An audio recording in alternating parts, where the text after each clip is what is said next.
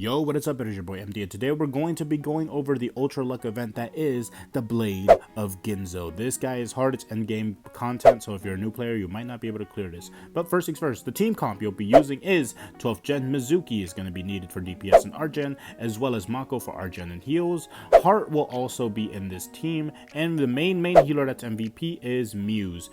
You can also use Aristella if you do not have Muse. She is a solid replacement. As for equipment that you're going to be using for support, you can use whatever you want, but you want to make sure that Muse is running Grand Forward on her, as well as Holy Wings, and you're going to need at least more than one Blessed Necklace. 2 is good, but if you don't have that, Sounding Staff is a great alternative, and so is Sophie's outfit.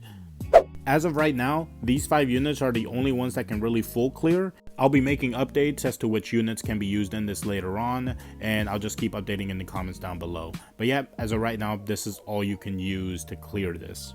As for the first fight with this regular Ginzo, he's not that hard to be honest, but he does end up putting at least 2 debuffs if you do this fast enough on your team, or to make them take more damage. So make sure you do this as quickly as possible. You should breeze right through this. He's pretty easy.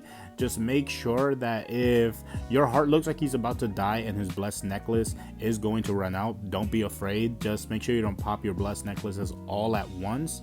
Or any other revival equipment that you have on, but you'll be fine for the most part because Muse will be keeping everybody alive with her heal since it's stackable. Once you get through the first wave, you're going to go to the actual fight. Now, this Ginzo has 3 different thresholds that you need to watch out for. Also, placement matters, so you don't want to have Mizuki and Heart next to each other like this, but instead you want to have them like this, because at his 80% threshold, Ginzo brings out a ninja that will feint your rightmost units and only have your leftmost units fight. Once that ninja is defeated, he'll then come back and then your units will be unfeinted. You'll be able to do regular damage again since War Ginzo is back, but then when you get him close to that 50% threshold mark, you're going to see that your leftmost units will now be feinted because he brought back the ninja, and now your rightmost units have to deal damage to him.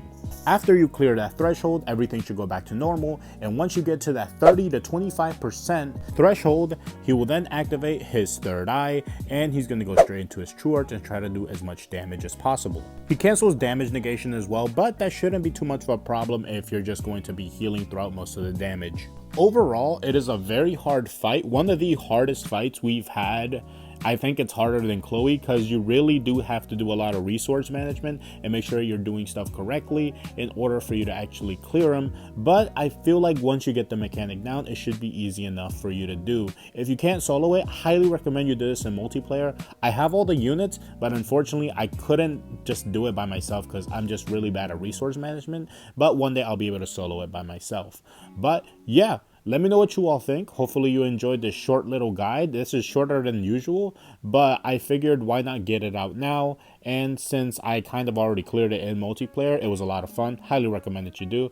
And I'll be farming for this. So yeah, the grind is going to be a lot of fun. But that's all I have to say about this guide. Let me know what you all think. Comment, like, sub, and very special shout out to these guys I was playing a multiplayer with. Not only did they help me clear the quest, but I also want to shout out these other guys I was playing with because we just kept making a lot of mistakes, but it was a lot of fun. And I wanted to just give them a shout out. I just asked them if they wanted to be in the video. So if you see this video, there you are, guys. But yeah, let me know what you all think. Comment, like, sub. Oh, also big shout out to GS. They finally put me in the game. If you clear the hyper mission of this joint, bro, you get your very own customizable Shiko armor. Let's go. It's not empty, but it's Shiko nonetheless, and that's still my name, although it's misspelled like a Starbucks order. But let me know what you all think. Comment, like, sub, and I'll catch y'all later.